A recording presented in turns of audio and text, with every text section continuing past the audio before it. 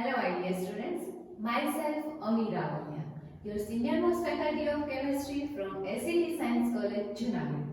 આની પહેલાના વિડિયો સેશનના અંતે તમે લોકો કોન્સેપ્ટ્સ ઓફ કેમિકલ કાઇનેટિક્સ એની સાથે સાથે રેટ ઓફ ધ રિએક્શનની ડેફિનેશન, એના ફોર્મ્યુલાઝ, એનો યુનિટ અને એની સાથે સાથે જે કોન્સન્ટ્રેશન વર્સિસ ટાઈમનો ગ્રાફ છે આપણે જોયું. આજના આ વિડિયો સેશનના અંતે તમે લોકો factors affecting on rate of the reaction જે આપણે આની પહેલાના વિડિયો સેશનમાં જસ્ટ નેમ જોયા હતા, આ વિડિયો સેશનમાં તમે એને ડિટેલની અંદર જોશો જે તમારા એક્ઝામના પોઈન્ટ ઓફ વ્યૂથી મોસ્ટ ઇમ્પોર્ટન્ટ ક્વેશ્ચન છે. So now let us discuss the factors affecting on rate of the reaction. In our previous video session we are discussing the factors. We just show the names that are the factors that are affecting on rate of the reactions are: first one is temperature, second one is surface area, third one is concentration otherwise pressure, એના પછી fourth one છે catalyst છે અને fifth one જે આપણે જોયું હતું કે nature of reactant. આજે આ બધા જ પોઈન્ટ્સ છે આપણે ડિટેલની અંદર જોશું, જેની અંદર ફર્સ્ટ છે આપણે લઈ લઈએ surface area. We are discussing the factors that are affecting the rate of the reaction. એની અંદર ફર્સ્ટ છે, first one is surface area. Of course છે કે આપણે અત્યારે વાત છે કોના પોઈન્ટ ઓફ વ્યૂ થી કરતા હશું તો કે રિએક્ટન્ટ, કારણ કે પ્રોડક્ટ તો પછી બનશે જ્યારે રિએક્શન છે કમ્પ્લીટ થશે. તો first of all we are discussing surface area. Conclusion છે કે આવું હશે કે જેમ જેમ સરફેસ એરિયા ઇન્ક્રીઝ થશે એવી જ રીતે રેટ ઓફ રિએક્શન પણ શું થતું જોવા મળશે, ઇન્ક્રીઝ થતું. Surface area of reactant is directly proportional to the rate of the reaction. આને આપણે શોર્ટમાં સમજીએ. જેમ કે if I am getting an example like આપણે કોઈ બી વુડન ક્યુબ લઈએ, કોઈ બી લાકડાનો ટુકડો, હવે એને જ્યારે આપણે બર્ન કરશું એની જ સામે એટલી જ ક્વોન્ટિટીમાં આપણે એ જ ક્યુબનો છોલ લઈ લઈએ. છોલ એટલે કે પાવડર ફોર્મ લાકડાનો. હવે આપણે શું કરીએ છીએ, એ બંનેને બર્ન કરીએ છીએ. આ દરમિયાન થશે શું તો કે જે ક્યુબ છે બરાબર એને બર્ન થતા જાજો સમય લાગશે, એટલે કે કમ્પ્લીટલી બર્ન થતા એને શું થશે તો કે as compare to powder form વાર છે વધારે લાગશે. એનાથી અધર દેન એક્ઝામ્પલ જે આપણે રૂટીન લાઈફની અંદર યુઝ કરીએ છીએ એ લઈએ. સપોઝ કે આપણે લીંબુ પાણી બનાવવું છે બરાબર, એની અંદર આપણે શું યુઝ કરીએ છીએ જનરલી શુગર. હવે રો શુગરનો યુઝ છે આપણે કરીએ અને સામે શું લઈએ તો કે પાવડર યુઝ કરીએ શુગરનો, અને બંનેને શું કરીએ છીએ તો કે મિક્સ અપ કરીએ છીએ. તો એઝ વી કેન સી કે સૌથી વધારે સ્પીડીલી કોણ છે ડાયલ્યુટ થઈ જશે કે ઓગળી જશે કે જે પાવડર ફોર્મમાં છે એ. તો અહીંયા પણ એવી જ રીતનું થશે. જ્યારે પણ તમે કોઈ ભી રિએક્શન છે કન્સિડર કરતા હશો ત્યારે રિએક્ટન્ટનો જે કવર થતો સરફેસ એરિયા છે એ કેટલો છે અહીંયા મહત્વનો પાર્ટ છે ભજવે છે. હવે આપણે એ એક કન્ક્લુઝન કાઢીએ કે પાવડર ફોર્મ છે ઇઝીલી કમ્પ્લીટલી રિએક્શન છે એ વધારે સ્પીડીલી આપે છે એઝ કમ્પેર ટુ ક્યુબ. હવે એવું શું કામે તો કે જ્યારે તમે ક્યુબ કોઈ પણની અંદર છે એ એડ કરો છો તો આ જે ક્યુબ છે એના વડે રોકાતો સરફેસ એરિયા કે એના વડે રોકાતી જગ્યા એ પાવડર ફોર્મ કરતા છે કેવી હોય છે, લેસ હોય છે. જ્યારે જે કોઈ બી પાવડર ફોર્મ છે એનો સરફેસ એરિયા છે એ કેવો છે તો કે વધારે છે. So the conclusion is whenever the surface area of reactant is higher then the rate of reaction is also higher. જેમ જેમ સરફેસ એરિયા છે વધારે હશે એમ રેટ ઓફ રિએક્શન પણ કેવો હશે તો કે વધારે. એટલા માટે ઇન્ડસ્ટ્રીની અંદર કે જનરલ જ્યારે પણ રેટ ઓફ ધી રિએક્શન છે ઇન્ક્રીઝ કરવો હશે કોઈ બી રિએક્શનનો તો જનરલી જે કોઈ બી રિએક્ટન્ટ લેવામાં આવે છે એ બધા રિએક્ટન્ટ છે કયા ફોર્મમાં હોય છે તો કે પાવડર ફોર્મમાં. શા માટે? કારણ કે જેના લીધે એનો સરફેસ એરિયા વધશે અને રેટ ઓફ ધી રિએક્શન પણ કેવો થશે તો કે ઇન્ક્રીઝ થશે. તો આ હતી ઇફેક્ટ રેટ સરફેસ એરિયાની રેટ ઓફ ધી રિએક્શન ઉપર. એ બંને ડાયરેક્ટ પ્રોપોર્શનમાં છે, જેમ જેમ સરફેસ એરિયા વધતો જશે એમ એમ રેટ ઓફ ધી રિએક્શન પણ શું થશે તો કે ઇન્ક્રીઝ થતું જોવા મળશે. So now let us discuss the another factor that is affecting on rate of the reaction, and that is temperature. So the Second thing which is affect the rate of reaction is temperature.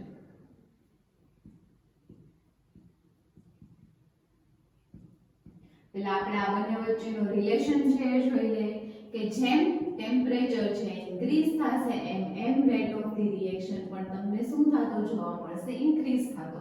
In short temperature is directly proportional to rate of the reaction. In other words, rate of the reaction is directly proportional to the temperature. આનું આપણે એક routine example લઈએ. Suppose કે I have to melt sugar in water. મારે એક sugar syrup બનાવવું છે અને પાણીની અંદર મારે સુગરને શું કરવી પડશે એ માટે ડાયલ્યુટ કરવી પડશે. તો એ માટે શું કરવામાં આવે તો કે વોટર લેશું પણ બેની કન્ડિશન છે અલગ અલગ હશે. જેમાં આપણે ટેમ્પરેચરનો શું લેવાનું છે ડિફરન્સ. એક એકદમ ચિલ્ડ વોટરની અંદર મારે સુગર છે ને ડિસોલ્વ કરવી છે અને સામે છે હું કમ્પેરેટિવલી રૂમ ટેમ્પરેચર કરતાં થોડું હાયર ટેમ્પરેચર ધરાવતું વોટર છે લઈશ. આ બંનેમાં હું સુગર છે એ એડ કરું છું. અહીંયા આપણે સુગરની ક્યુબ્સ છે એ બંનેમાં કન્સિડર કરી લઈએ સેમ. જ્યારે હું એને એડ કરીશ ત્યારે શું થશે તો કે મને એ જોવા મળશે કે જે ચિલ્ડ વોટર છે એની અંદર as compared to the hot water sugar છે એને ડિસોલ્વ થતા શું થશે તો કે વાર લાગશે. તો આ બતાવે છે કે rate of the reaction temperature વધતાની સાથે વધે છે અને ઘટતાની સાથે શું જોવા મળે છે તો કે ઘટ. હવે આવું શું કામ થાય છે તો કે એક થિયરી જેને કોલિઝન થિયરી છે આપણે વધારે ડિટેલમાં છે આગળના ચેપ્ટરમાં ભણશું. એના લો પ્રમાણે કંઈક આવું છે કે રિએક્ટન્ટમાંથી પ્રોડક્ટ કઈ રીતે બને છે તો કે જ્યારે રિએક્ટન્ટના મોલેક્યુલ્સ એકબીજા સાથે શું થશે તો કે કોલાઇડ થશે એટલે કે અથડાશે. એના લીધે એનર્જી છે એક્સચેન્જ કરશે અને એના લીધે એક એમાં કન્વર્ટ થઈ જશે તો કે પ્રોડક્ટની અંદર. જ્યારે પણ તમે આ ટેમ્પરેચર છે વધારો છો ત્યારે આના જે નંબર ઓફ કોલિઝન્સ એ પણ શું થતા જોવા મળે છે તો કે વધતા જોવા મળે છે. જેના હિસાબે રેટ ઓફ ધી રિએક્શન પણ કેવો થાય છે વધે છે અને ટેમ્પરેચર ઘટાડતા આ કોલિઝન્સ છે શું થતા જોવા મળે છે તો કે ડિક્રીઝ થતા. એના પરિણામે જે રેટ ઓફ ધી રિએક્શન છે શું થાય છે તો કે ડિક્રીઝ થાય છે. હવે આના પછી આપણે જે રૂટીન એક્ઝામ્પલ છે એ લઈએ કે જ્યારે કોલિઝન થશે ત્યારે અને હજી એક વસ્તુ કે આપણે જ્યારે ટેમ્પરેચરની વાત કરીએ છીએ તો temperature related to types of જે રિએક્શન્સ છે આપણે ભણી ગયા. એક છે એક્ઝોથર્મિક અને સેકન્ડ વન છે એન્ડોથર્મિક. આ રિએક્શન્સ વિશે તમે જાણો છો. લાઈક આનું ગુજરાતી હું તમને કહું તો એક્ઝોથર્મિક એટલે શું થશે ઉષ્માક્ષેપક પ્રક્રિયા અને એન્ડોથર્મિક એટલે શું થશે તો કે ઉષ્મા શોષક પ્રક્રિયા. બરાબર.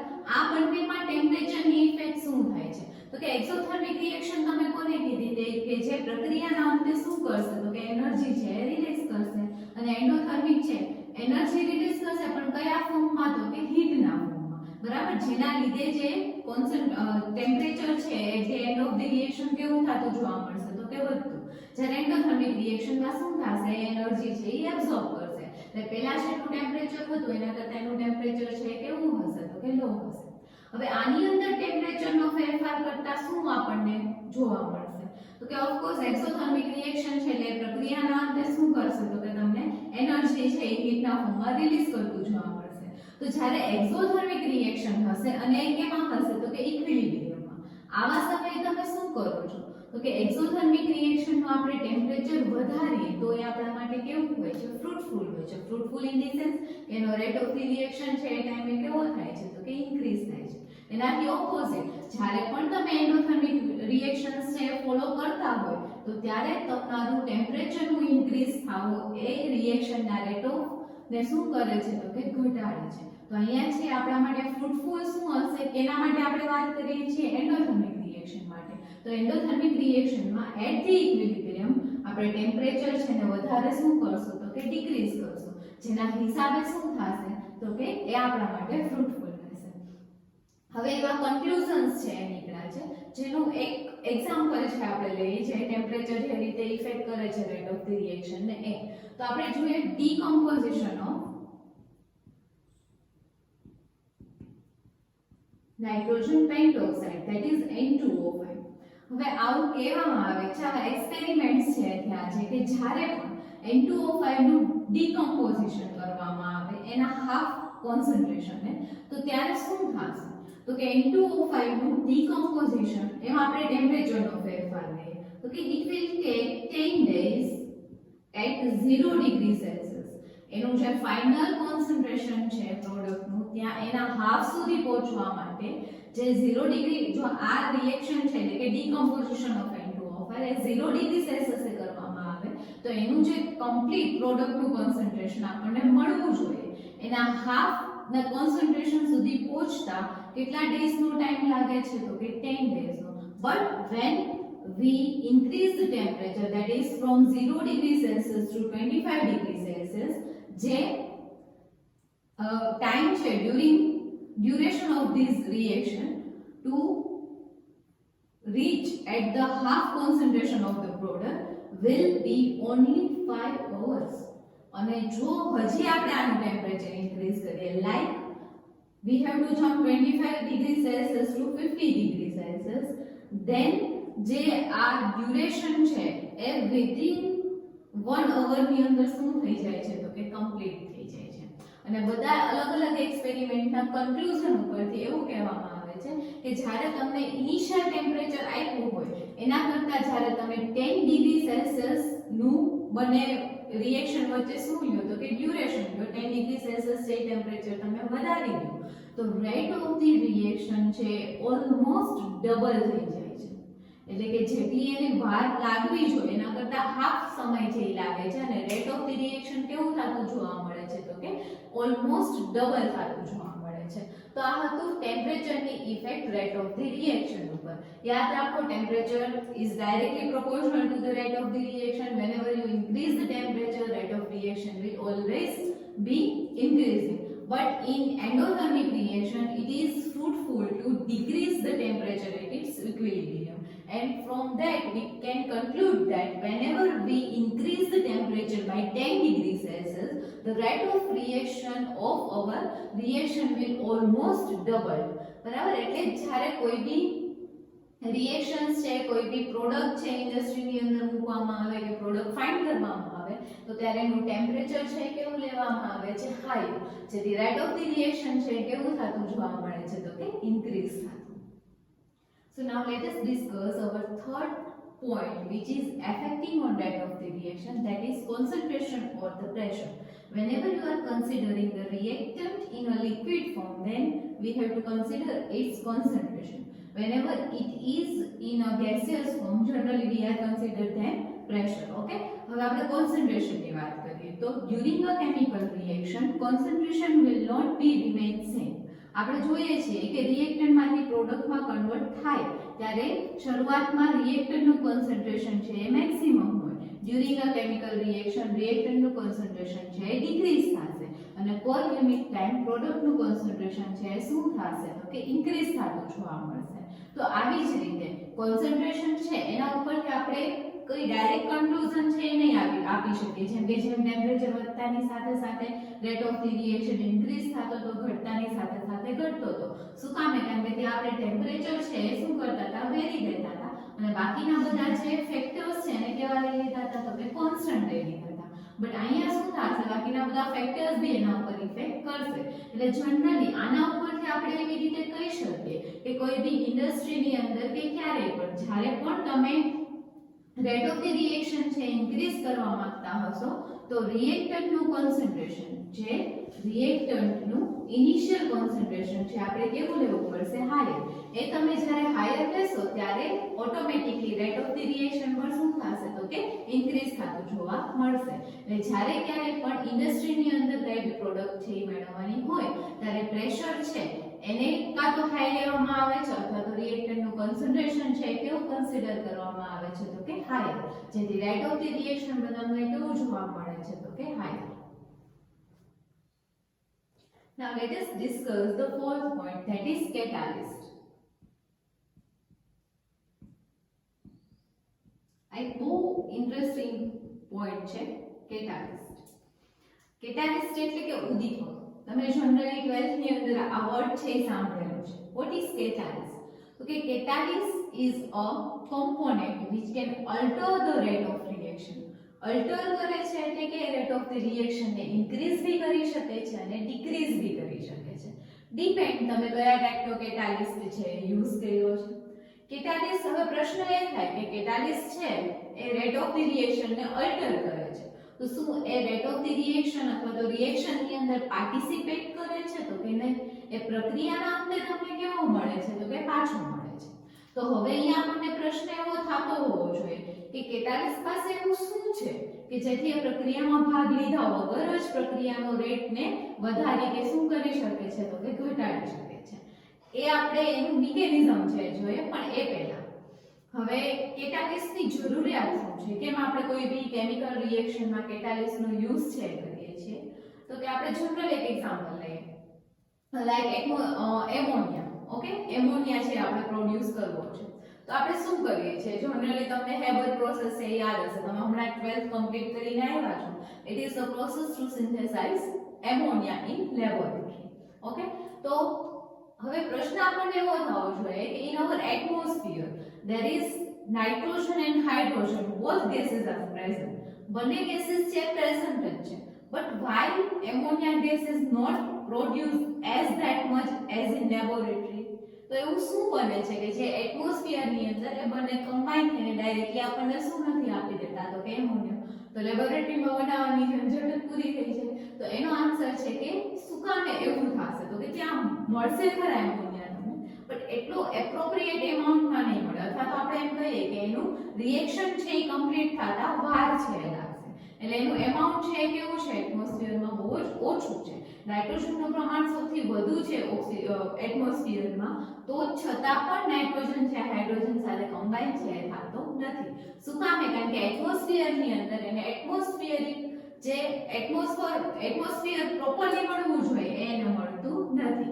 તો આપણે એટલા માટે લેબોરેટરીની અંદર શું કરીએ છીએ ને એપ્રોપ્રિએટ એટમોસ્ફિયર છે એ પ્રોવાઇડ કરીએ છીએ કે જેથી કેમાં કન્વર્ટ થઈ જાય છે તો કે એમોનિયામાં. તો આમાં પણ કેટાલિસ્ટ છે એનો યુઝ છે એ આપણે કરીએ છીએ. પેલેડિયમ, પ્લેટિનમ એવા બધા કેટાલિસ્ટનો આપણે યુઝ કરી અને શું કરીએ છીએ તો એનું સિન્થેસિસ છે એ કરીએ છીએ. તો કેટાલિસ્ટ પાસે એની કઈ કેરેક્ટરિસ્ટિક છે, અહીંયાથી એ વસ્તુ તો ક્લિયર થઈ ગઈ કે કોન્સન્ટ્રેશનની જેમ જ રેટ ઓફ ધ રિએક્શન ને કેટાલિસ્ટ છે એ વધારી પણ શકશે અને ઘટાડી પણ શકશે, બરાબર. બટ ઇટ ઇઝ ડિપેન્ડ કે તમે કયા ટાઈપનો કેટાલિસ્ટ છે શું કરો છો તો કે યુઝ કરો છો. હવે પ્રશ્ન એ થાય છે કે વાય વી યુઝ કેટાલિસ્ટ, અથવા તો કેટાલિસ્ટ પાસે એની કઈ કેપેબિલિટી છે કે જેથી એ રિએક્શનના રેટને ઇન્ક્રીઝ કે ડિક્રીઝ કરી શકે છે. તો આપણે એને ડિટેલમાં જોઈએ કે કોઈ બી કોમ્પોનેન્ટ હશે, બરાબર, એ શરૂઆતમાં છે એને કયા સ્ટેટમાં હશે તો કે ગ્રાઉન્ડ સ્ટેટમાં. ત્યાંથી એને અમુક એનર્જી આપવામાં આવશે કે જેથી એના કયા સ્ટેટમાં આવી જશે તો કે એક્સાઇટેડ સ્ટેટની અંદર.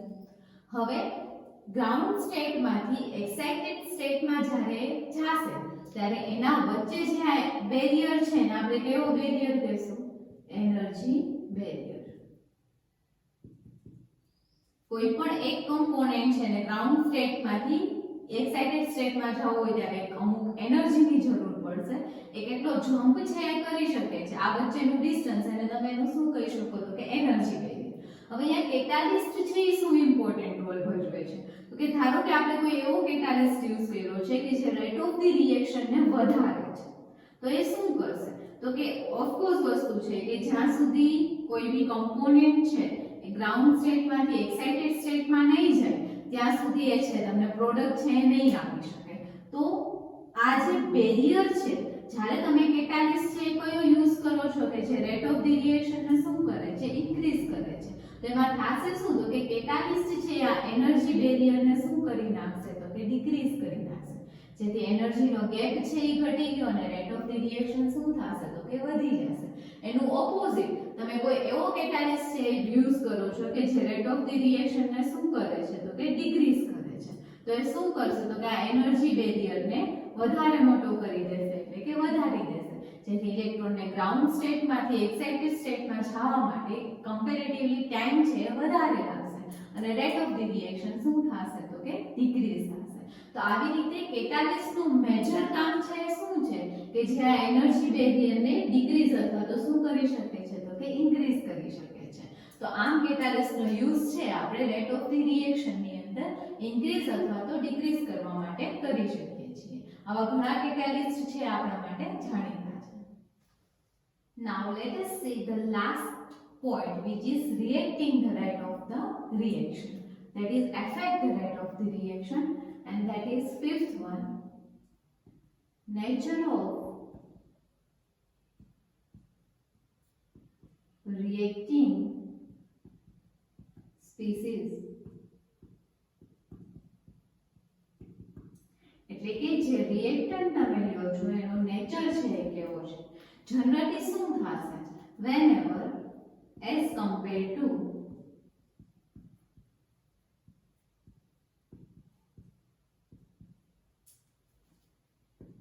polar and